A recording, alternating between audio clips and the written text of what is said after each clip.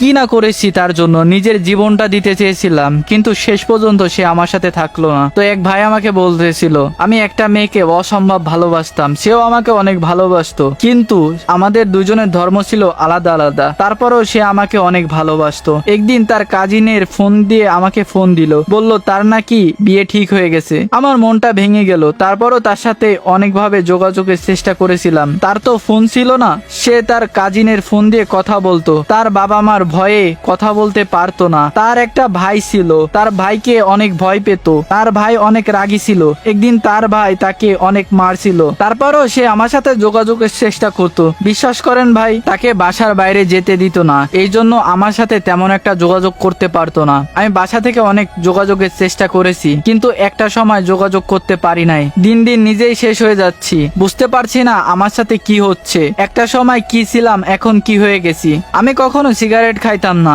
এখন সিগারেট না খেলে আমার ভালো লাগে না। আমি তার কথা রাখার অনেক চেষ্টা করেছিলাম, তারপরেও আমি পারি নাই তার মনের মতো মানুষ হইতে। তার নাম ছিল আখি, সে মুসলিম, আমি ছিলাম হিন্দু। তার জন্য আমি নিজের বাবা মাকে ভুলে যেতে চেয়েছিলাম, কারণ আমি নিজের ধর্ম ত্যাগ করতে চেয়েছিলাম। সে আমাকে বলছিল আমি যদি হিন্দু হই সে আমাকে বিয়ে করবে না, নিজের ধর্ম ত্যাগ করে মুসলিম হতে চেয়েছিলাম। একদিন সে হঠাৎ আমাকে ফোন দিল, বলল একটা কথা বলবো, ভুল বুঝবে না তো?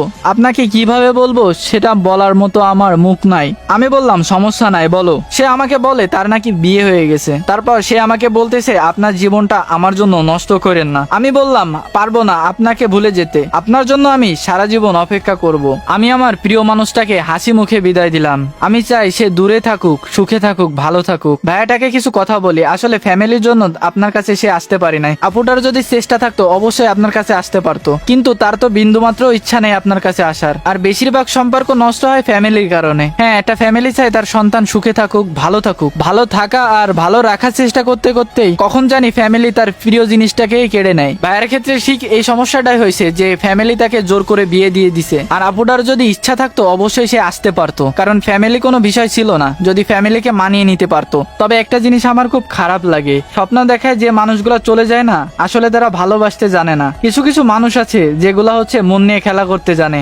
ভালোবাসার দরকার নাই, দূরে চলে যান ভাই। আসলে যে ভালোবাসতে জানে সে কখনো ছেড়ে যায় না, যত বাধা আসুক না কেন আপনার সাথে সে সারা জীবন থেকে যাবে। ভাইয়ের এখানে সম্পর্কটা একটু ভিন্ন ছিল, কারণ দুজনের ধর্ম ছিল আলাদা আলাদা। তারপরও ভাইয়ের চেষ্টা করছিল সম্পর্কটা টিকিয়ে রাখার, কিন্তু আপুটা একবারও ভাবে নাই যে সে তো আমাদের ধর্ম এটাই পালন করতে চাচ্ছে, সে তো আমাকে অনেক ভালোবাসে। সে ভাইয়াটাকে যদি চাইতো তাহলে যত বাধাই আসুক না কেন সে তার কাছে ফিরে আসতে পারতো। ভাইয়ের গল্পটা আপনাদের কেমন লাগলো অবশ্যই কমেন্ট করে জানাবেন। আর যারা যারা স্টোরি শেয়ার করতে চান অবশ্যই আমাদের হোয়াটসঅ্যাপ নাম্বার এবং ইনবক্সে নক দিবেন। সবাই ভালো থাকবেন, সুস্থ থাকবেন, নিজের খেয়াল রাখবেন। খোদা হাফেজ।